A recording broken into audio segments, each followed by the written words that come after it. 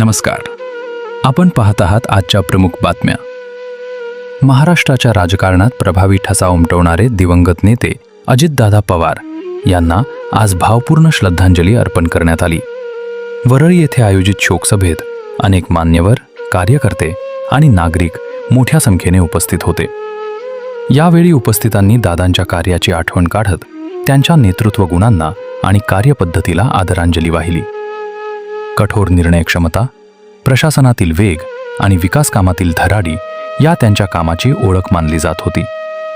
राज्याच्या प्रगतीसाठी सातत्याने झटणारा नेता म्हणून त्यांची प्रतिमा जनमानसात खोलवर रुजली होती.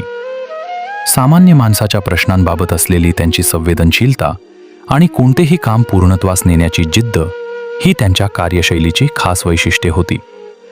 कार्यकर्त्यांशी जिव्हाळ्याचे नाते आणि जनतेशी थेट संवाद साधण्याची त्यांची पद्धत अनेकांसाठी प्रेरणादायी ठरली. महाराष्ट्राच्या विकास प्रवासात त्यांनी दिलेले योगदान दीर्घकाळ स्मरणात राहील अशी भावना शोकसभेत व्यक्त करण्यात आली. त्यांच्या जाण्याने राज्याच्या राजकारणात आणि प्रशासनात मोठी पोकळी निर्माण झाल्याची प्रतिक्रिया अनेकांनी व्यक्त केली.